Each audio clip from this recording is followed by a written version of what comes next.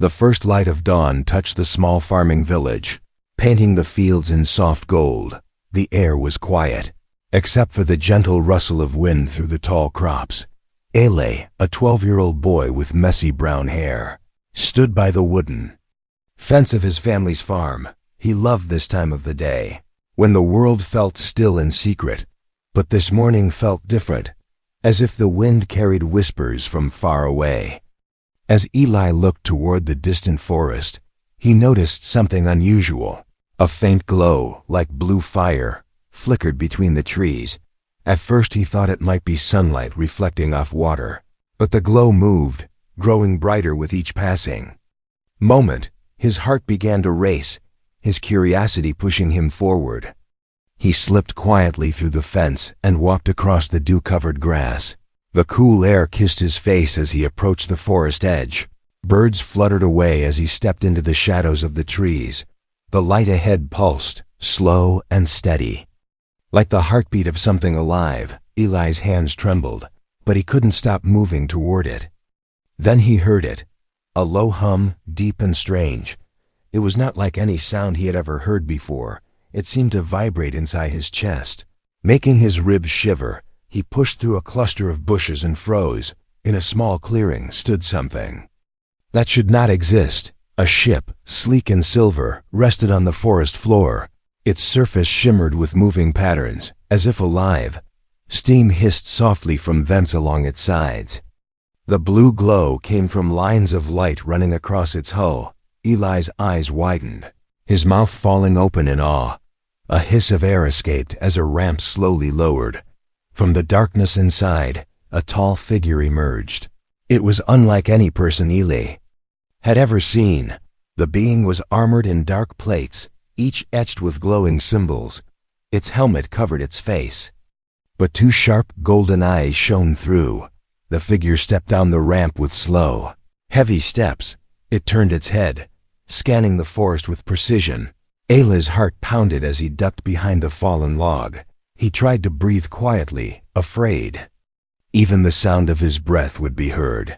The figure reached to its belt, pressing something that made a faint beep. A holographic map appeared in the air, glowing green and shifting like smoke. The alien studied it for a moment, then looked directly toward Eli's hiding place. Eli froze, every muscle in his body tense. Had he been seen, or was it just a trick of his mind? Then the alien spoke, its voice deep and echoing, as if from far away. You are the one I was sent to find," the voice said. Eli blinked in shock, unable to move or speak. The alien took a step closer, the ground crunching softly beneath its boots. Eli's breath caught in his throat. His instincts screamed at him to run, but his legs wouldn't obey. The alien reached up, pressing the side of its helmet.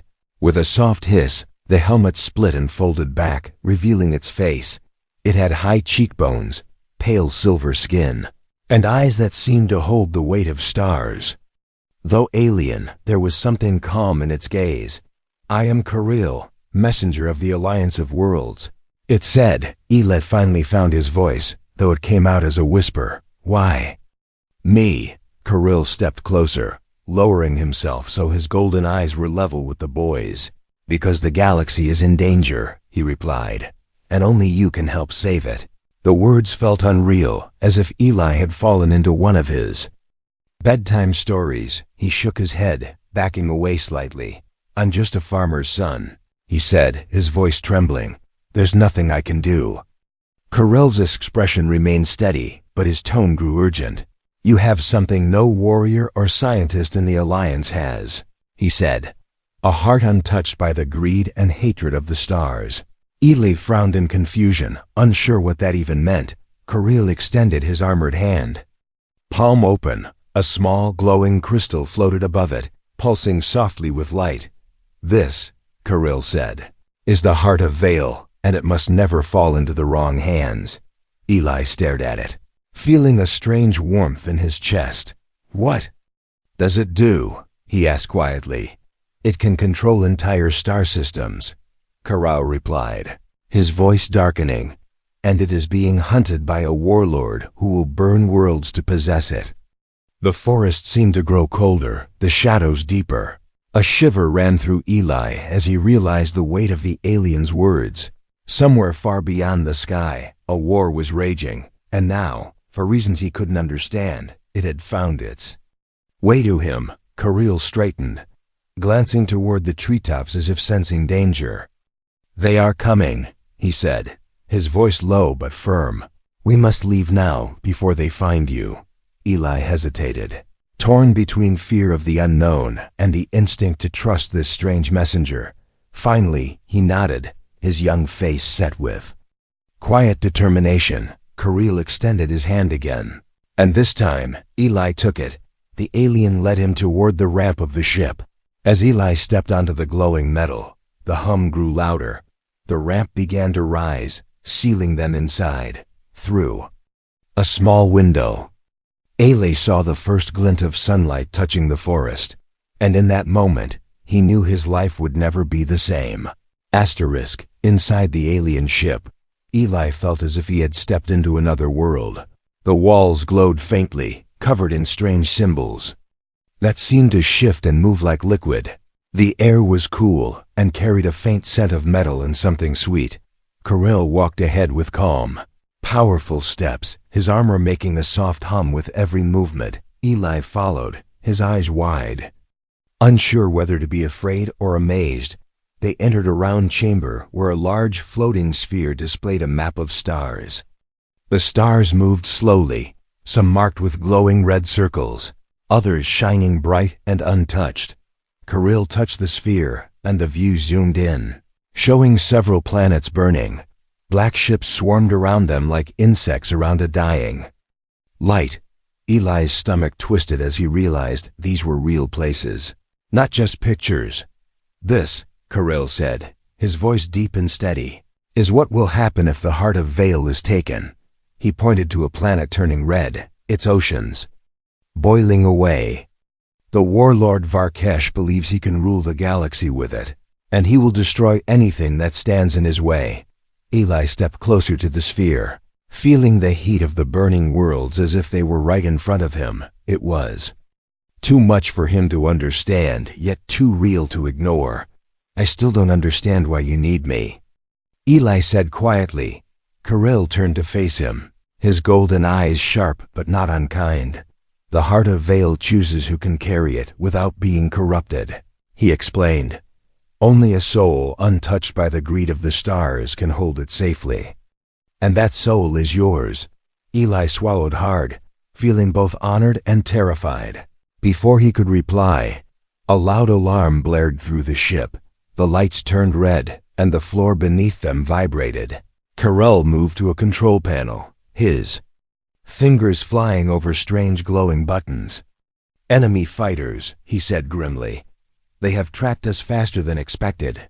Eli rushed to the nearest window and saw a small black ship speeding toward them like hunting birds. "They will destroy this ship if we stay here," Courier continued. He pressed a switch and the ship roared to life. The hum became a deep, steady growl as the engines ignited. Eli stumbled slightly as the floor tilted, the stars outside shifting rapidly. The alien messenger's voice was calm but filled with urgency. "You must trust me now." "Eli," Courier said, "if we fail to escape, Varkesh will have the heart and Earth will burn." The words sent a chill through Eli's bones. The thought of his home, his parents, his friends, his little farm, turned to ash made his chest ache. Without thinking, he stepped forward, gripping the edge of the control console. "What do you need me to do?" he asked, his voice steadier than he felt.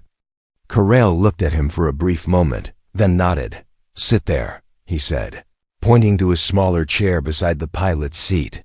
"Watch the enemy ships on the screen and tell me if they try to flank us." Eli slid into the seat, his hands gripping the armrests. The display in front of him showed dots moving in a pattern he didn't fully understand. As the alien ship weaved through asteroid fields and streaks of light from enemy weapons, Eli's heart pounded. The black ships moved like predators, but he noticed something. They're splitting into two groups. He shouted, "One is trying to circle around us." Couriel's fingers danced over the controls, and the ship suddenly dived. Rocks the size of houses spun past them, some exploding as enemy fire hit them. "You have good eyes," Couriel said without looking up. Eli didn't answer. He was too focused on the flashing dots and shifting lines. One wrong move, and they'd be nothing but floating debris. The ship spun sharply, and Eli's stomach lurched. He clung to the seat, his breath quick and shallow, then with a deep, echoing sound. The ship leapt forward into a tunnel of swirling blue light. Eli gasped. The stars outside stretched and blurred as they vanished into hyperspace. The alarms stopped. The red lights faded, and the hum of the engine settled. Couriel leaned back slightly, his shoulders relaxing for the first time. "We are safe for now," he said, his voice low. Eli let out a shaky breath, his mind still racing, but the image of those burning worlds stayed with him. He realized this was no adventure game, no daydream. It was real, and if he didn't help, everything he loved could vanish forever. He turned to Couriel, his young face set with quiet determination. "Tell me what we have to do," he said. Couriel's eyes glowed faintly as he nodded. "Our journey has just begun," he replied, and somewhere, deep in the endless dark of space, Varkesh Jis kept hunting, but Eli was ready to face whatever came next. The swirling blue tunnel of hyperspace stretched endlessly before them. Eli sat in silence, his hands still gripping the seat, his heart slowly calming. Couriel studied the controls, his golden eyes watching streams of alien text scroll across the screens, but his expression was not relaxed. There was still tension in his face. "We cannot stay in hyperspace for long," Couriel said, his voice low. Eli frowned, unsure why. "I thought this was safe," he asked. Couriel shook his head slowly. "The warlord's hunters can track hyperspace trails if they are close enough," he explained. "And they are closer than I had hoped." Before Eli could respond, a sharp alarm echoed through the cabin. The walls pulsed with red light as the control panels flashed. "They've locked onto us," Couriel growled, his hands flying over the controls. Eli glanced out the side window and saw shadows forming in the tunnel, ships tearing through hyperspace like predators slicing water. The hunters were sleek, black, and covered in jagged armor, each one glowing with red lines like veins of fire. The first blast hit, shaking the entire ship. Eli nearly fell from his seat as sparks danced across the control panel. Couriel's voice was calm but firm. "Hold on, Eli. We're dropping out of hyperspace." With a violent twist, the tunnel shattered into starlight, and they were back in normal space, but normal space was no safer. They had emerged in a dense asteroid field, the massive rocks spinning slowly through the darkness. The hunters followed instantly, their engines glowing like molten metal. "Why here?" Eli asked, his voice trembling. Couriel's lips curved in the faintest smile. "Because here, speed is not everything," he replied. He pulled the ship into a sharp turn, narrowly missing a spinning boulder. The hunters were fast, but the asteroid field forced them to slow. Eli's eyes darted to the radar. The dots representing the enemy ships were closing in from all sides. "They're surrounding us," he warned. Couriel's fingers tapped a sequence on the console, and hidden panels in the ship's hull slid open. Strange glowing orbs floated out, drifting into the asteroid field. "What are those?" Eli asked. "Gravitic charges," Couriel replied. "They will turn the rocks into our weapons." A second later, the orbs pulsed, and several asteroids jerked violently, smashing into two enemy ships. The explosions lit the darkness, sending shards of rock and metal spinning past the windows. Eli's jaw dropped at the sight, but the largest hunter ship remained, weaving through the chaos with deadly precision. It fired again, and the blast tore a hole in one of the ship's side panels. A rush of air hissed through the cabin before an automatic shield sealed it. "They're too strong," Eli said, gripping his seat tighter. Couriel's eyes narrowed. "Not if we use the storm," he said. "Storm," Eli repeated, confused.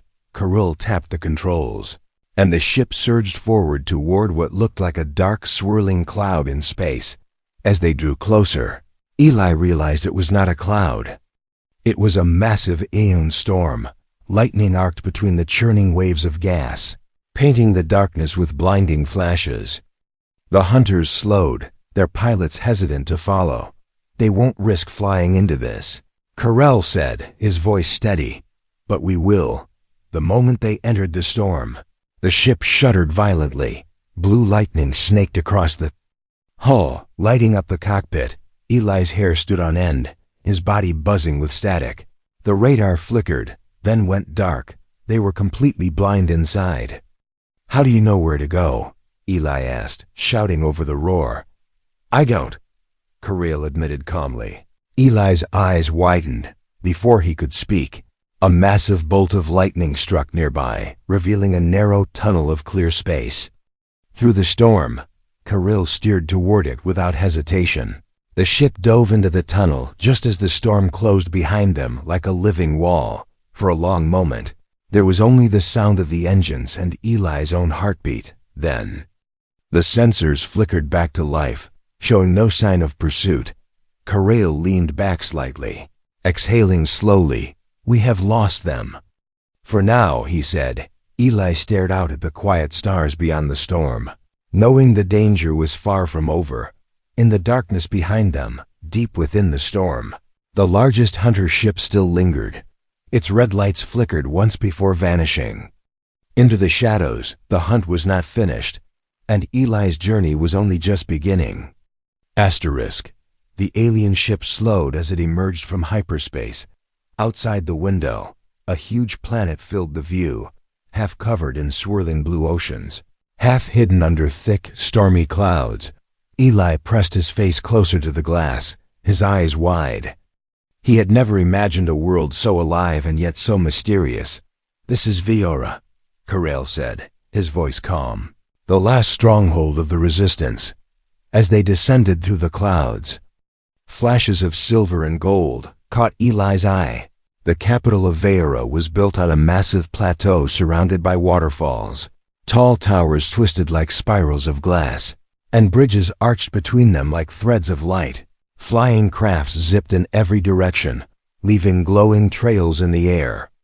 Eli's heart raced. It was like stepping into a dream. But when they landed on the platform, the dream quickly changed. Armed guards with insect-like helmets surrounded the ramp, their weapons aimed. The leader stepped forward, a tall alien, with skin the color of bronze and eyes like molten metal. "Welcome back, Carell," the alien said, his tone polite but distant. "And this is the human child you risked the fleet for." The words made Eli feel small, as if every pair of eyes on the platform was judging him. Inside the Resistance headquarters, the halls were alive with strange life. Small winged creatures darted between glowing plants, and alien engineers spoke in rapid clicks and hums. Everywhere Eli turned, he saw species he had never imagined. Some with scales, others with fur, and some without faces at all. Yet, he also noticed the way they glanced at him, whispers passing behind his back. Some smiled with curiosity, but others looked with doubt. In the council chamber, the air was tense. A holographic table lit the room with soft blue light, showing shifting maps of the galaxy. Council members from different worlds sat around it, each wearing the colors of their home. When Carell introduced Eli, a murmur spread through the room like ripples in water. One alien with sharp, angular features leaned forward, his voice cold. "You bring a child to hold the heart of Vale," he said. "Are you mad, messenger?" Another, with soft, feathered skin, added, "We cannot place the fate of the galaxy in the hands of someone so untested." Eli clenched his fists but stayed silent, his eyes fixed on the glowing maps. Carell stood tall, his voice steady as stone. "The heart has chosen him, and that choice is final." Still, Eli could feel the weight of their mistrust pressing against him. He slipped out of the chamber when the meeting turned to war planning. Wandering down a dim corridor, he heard a soft metallic clink from behind. He turned and saw a small alien no taller than his shoulder. with bright orange fur and a wide grin. "You're the human," the little alien said. "Name's Luro. Best mechanic in the Resistance." Luro led Eli into a workshop filled with humming machines and piles of glowing tools. "You'll need to know your way around a ship if you're traveling with courier," Luro said, tossing him a strange device. It buzzed in Eli's hands, sending tiny sparks up his fingers. Eli laughed despite himself. The first time he had since leaving Earth. But then, out of the corner of his eye, he saw movement.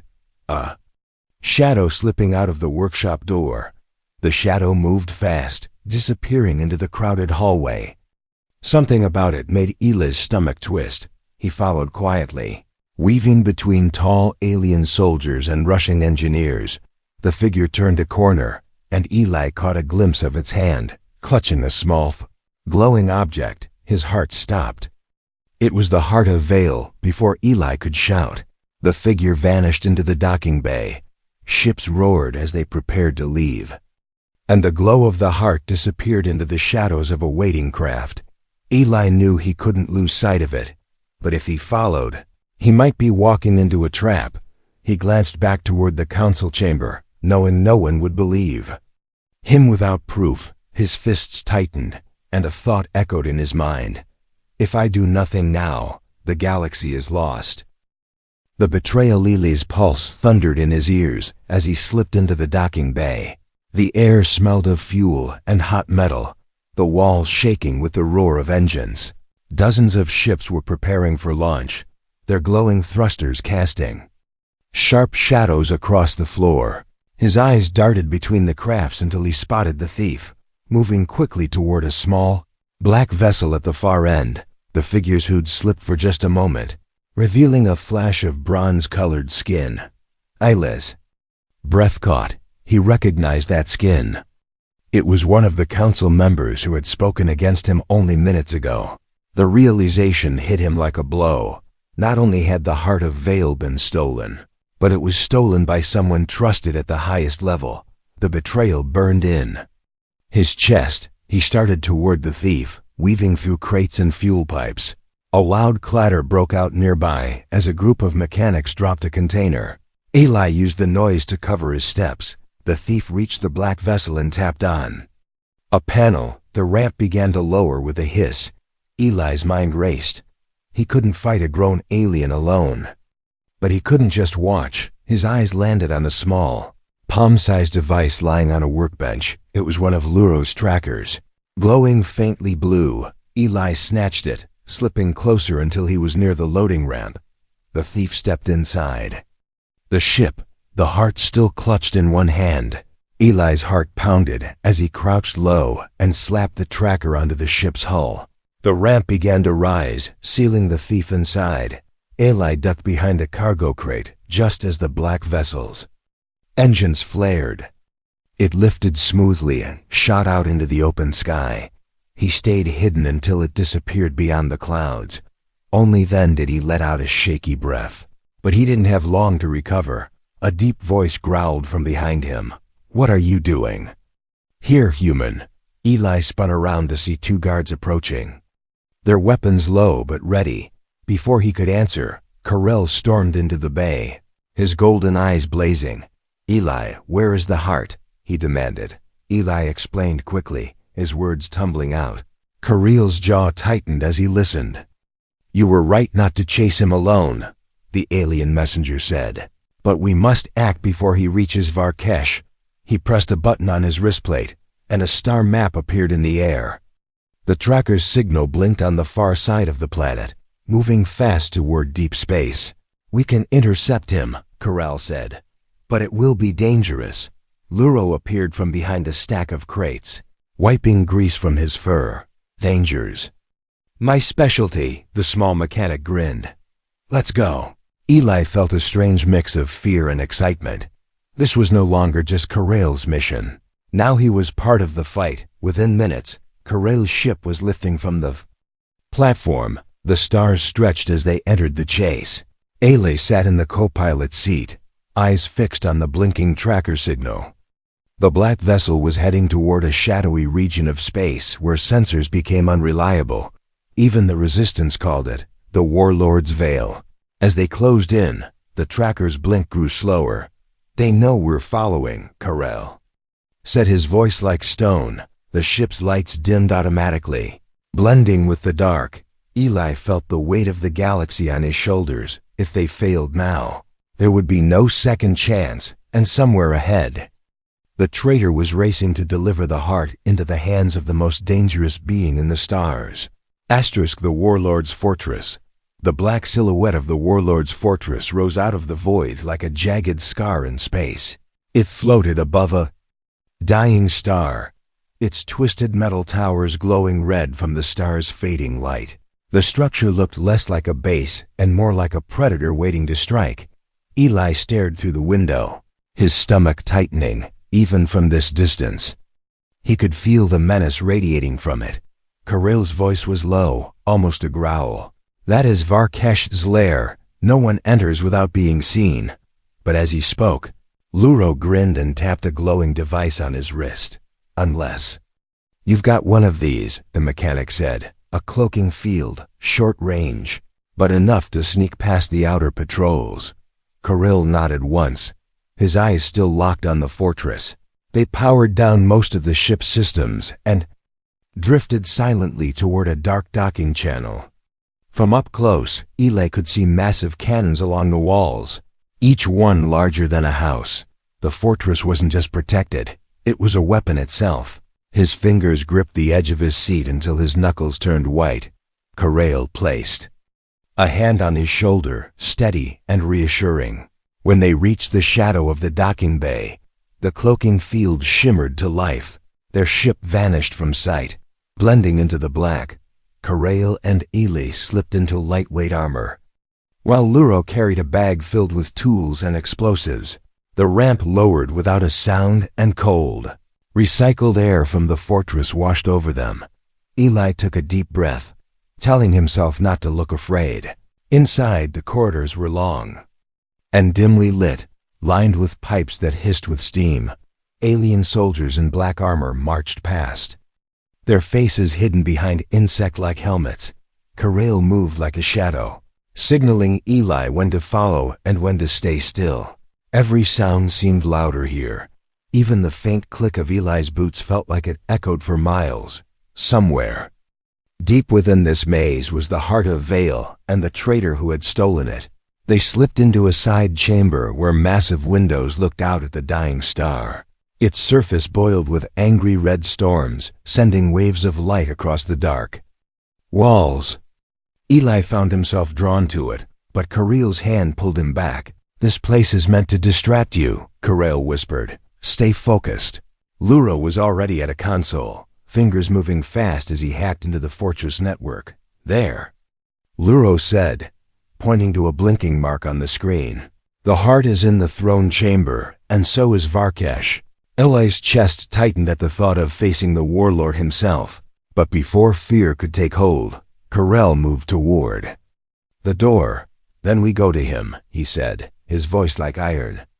The path to the throne chamber wound through narrow service tunnels. At one point, they had to crawl beneath a moving conveyor of massive weapons. The air grew hotter and heavier the closer they got. When they finally reached a tall black door, carved with sharp alien symbols, Carell stopped. He turned to Eli, his golden eyes steady. "You will see things meant to scare you, to make you doubt yourself," he said. "Remember, the heart chose you, not him." Eli swallowed hard but nodded. The door slid open with a hiss, revealing a vast hall bathed in blood-red light. At the far end, on a throne of jagged metal, sat Varkesh. The warlord was massive, his armor dark as space and his eyes burning like molten gold. In one clawed hand, he held the heart of Vale, its glow reflecting off his armor. The traitor stood beside him, head bowed in loyalty. "Varkesh." Deep voice filled the hall. "So, the messenger brings me a child." Eli's heart pounded. But he took a step forward anyway. Every instinct told him to run. But another voice in his head whispered, "Don't give him fear." Varkesh rose slowly from his throne, the floor trembling beneath his weight. You came to take what is mine, the warlord said, his smile sharp and cold. Courier moved to stand in front of Eli, his weapon ready, and in that moment, Eli understood. This wasn't just a mission anymore. It was the moment that would decide the fate of entire worlds. The dying star outside roared with a burst of light, and the final confrontation began. A journey that changed the galaxy. The air inside the throne chamber seemed heavier, thick with the heat of the dying star outside. Varkesh's golden eyes glowed brighter as he stepped down from his throne, each step echoing like a drum of war. Courier stood in front of Eli, his weapon humming with a sharp, electric sound. The warlord's voice rolled across the hall like distant thunder. You think you can take the heart from me, little messenger? Eli's eyes locked on the crystal in Varkesh's clawed hand. It pulsed with a strange rhythm, almost like a heartbeat. He could feel its energy calling to him, not with words but with a deep, pulling warmth. Courier moved first, a flash of silver and gold, striking at the warlord with quick, precise blows. Varkesh met each strike with brutal strength, the sound of their clash shaking the metal floor. The traitor lunged toward Eli, drawing a blade that shimmered with dark energy. Eli ducked, his mind racing, spotting the same path he had seen in the fortress corridors earlier, narrow gaps between the massive throne pillars. He darted between them, forcing the traitor to chase him into tighter spaces where the blade couldn't swing freely. In the chaos, Eli spotted the perfect opening. The heart of Vale had shifted in Varkesh's grip during the fight. Dangling just within reach, Eli's breath caught as he moved. Sliding under the warlord's sweeping arm, he grabbed the crystal with both hands. The moment his fingers touched it, a shock of light burst through the hall. Visions flooded his mind, burning worlds, screaming voices, and then peace. The heart's glow wrapped around him like a shield, pushing back the heat and darkness. Varkesh roared, swinging at him, but the blow stopped mid-air. The heart's energy surged outward, freezing the warlord where he stood. Courier seized the moment, striking with all his strength, sending Varkesh crashing into the base of his throne. The entire chamber trembled, dust falling from the high ceilings. Luro's voice crackled over the cum from somewhere above. We've got incoming. The fleet's breaking apart. Time to go. Eli clutched the heart, feeling its power hum in sync with his own heartbeat. Courier guided him toward the exit as alarms screamed through the fortress. The corridors they had entered through were now filled with panicked soldiers and collapsing walls. Eli led them down a side path he had memorized earlier. Somehow the heart seemed to guide his steps, pulling him toward safety. They burst into the docking bay. Luro was already inside their ship, engines roaring. The ramp lowered just long enough for them to leap aboard before snapping shut again. As the ship lifted away, the fortress began to collapse inward, the dying star's gravity pulling its twisted towers apart. Eli watched as the structure vanished into the blinding light of the star's final flare. Hours later, the resistance fleet surrounded their ship. Cheers and signals of celebration filled the comms as news spread. Varkesh was gone. The heart was safe, and the galaxy had a chance to heal. Eli stood at the viewport, the heart resting in his hands, now calm and warm. Courier placed a hand on his shoulder, his voice steady but softer than before. You've done more than anyone could have asked, Eli. You've changed the fate of countless worlds. When they returned to Earth, the farm was just as Eli had left it, quiet, green, and untouched by war. But he was not the same boy who had stood by the fence at dawn. He had seen the edge of the galaxy, faced the darkness, and carried the light through it. As Courier's ship rose back into the sky, Eli knew this was not an ending. It was the beginning of something far greater.